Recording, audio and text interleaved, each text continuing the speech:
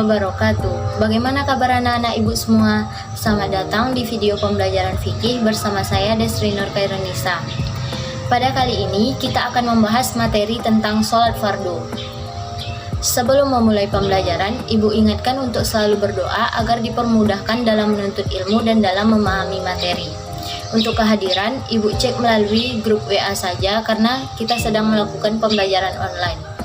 Nah, tujuan pembelajaran kita pada kali ini yaitu anak-anak ibu dapat mengidentifikasi pengertian sholat 5 waktu dan juga dapat menunjukkan dalil disyariatkannya sholat 5 waktu, dapat menjelaskan syarat-syarat sholat dan dapat menjelaskan rukun sholat. Nah, selanjutnya kita masuk kepada pengertian sholat. Sholat secara bahasa berarti doa, sedangkan secara istilah, ibadah yang terdiri dari perkataan dan perbuatan tertentu yang dimulai dengan takbir dan diakhiri dengan salam. Sholat fardu wajib hukumnya bagi setiap orang muslim, baik laki-laki maupun perempuan yang telah berakal dan telah memasuki masa balik.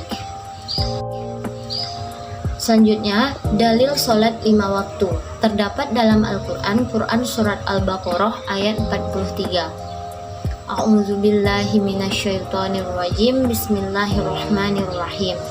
Waqimus sholata wa atuz zakah warka'u ma'ar raqi'in. Dan dirikanlah sholat, tunaikanlah zakat, dan rukuklah beserta orang-orang yang rukuk. Nah, pada ayat di atas menceritakan tentang Bani Israel yang diperintahkan untuk mendirikan sholat dan menunaikan zakat oleh Allah. Orang yang masuk Islam tidak hanya sekadar bersyahadat, namun juga mengerjakan sholat dan zakat. Sholat di dalam Islam menempati kedudukan sangat penting, karena sholat adalah perbuatan yang pertama kali akan dihisab pertanggungjawabannya kelak di hari kiamat. Selanjutnya kita masuk pada syarat wajib. Nah, yang pertama syarat wajib sholat yaitu Islam. Tidak sah sholat yang dilakukan oleh orang kafir dan tidak diterima, begitu pula halnya semua amalan yang mereka lakukan. Nah, yang kedua baligh. Laki-laki yang telah keluar sperma atau sudah berumur 15 tahun dan perempuan telah keluar darah haid atau sudah berumur 15 tahun. Akan tetapi anak kecil itu hendaknya diperintahkan untuk melaksanakan sholat sejak berumur 7 tahun dan sholatnya itu sunnah baginya. Yang ketiga, berakal. Maka tidak wajib bagi seseorang yang gila atau mabuk untuk sholat. Yang keempat, suci dari haid dan nifas bagi perempuan. Yang kelima, telah sampai dakwah kepadanya. Dan yang terakhir, terjaga dan tidak sedang tidur. Selanjutnya, kita masuk ke syarat sah. Yang pertama, suci badan dari hadas besar dan kecil. Yang kedua, suci badan, pakaian, dan tempat dari najis. Ketiga, menutup aurat. Aurat laki-laki adalah antara pusar sampai lutut, sedangkan aurat perempuan adalah seluruh anggota badan, kecuali kedua telapak tangan dan wajah.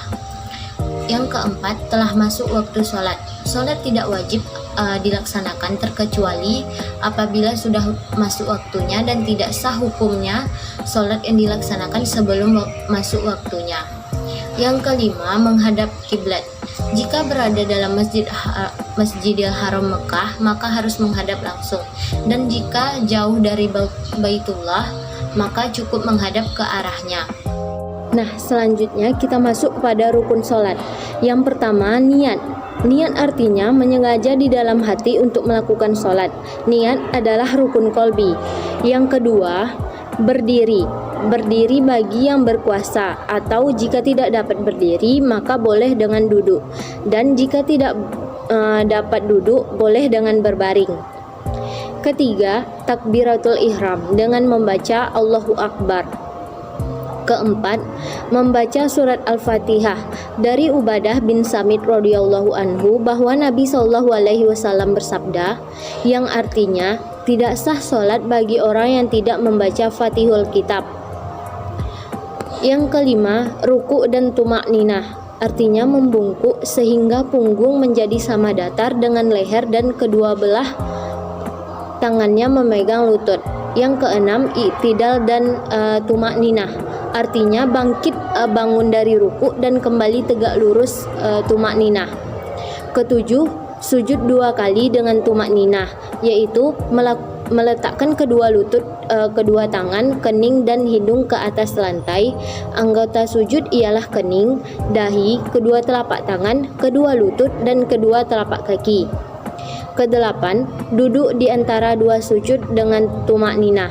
Artinya bangun kembali setelah sujud pertama untuk duduk sebentar sementara menanti sujud yang kedua. Kesembilan, duduk untuk tasyahud akhir. Kesepuluh, membaca tasyahud akhir di waktu duduk di rakaat yang terakhir. 11. Membaca salawat atas Nabi. Setelah selesai tasyahud akhir, maka dilanjutkan membaca pula salawat atas Nabi dan keluarganya. Ke-12, mengucapkan salam pertama. Bila setelah selesai membaca tasyahud akhir dan salawat atas Nabi dan keluarga beliau, maka memberi salam. Yang diwajibkan hanya salam pertama. Ke-13, tertib. Artinya berturut-turut menurut peraturan yang telah ditentukan. Nah, rukun-rukun di atas harus dilaksanakan dengan tumakninah, yaitu berhenti sejenak sekadar mengucapkan subhanallah. Nah, demikianlah materi kita pada kali ini. Untuk tugas di rumah, anak-anak ibu diminta untuk mencatat rangkuman atau kesimpulan materi hari ini dan mencatat apa saja sih hikmah dari sholat dan ditulis di buku catatan dan dikumpul minggu depan.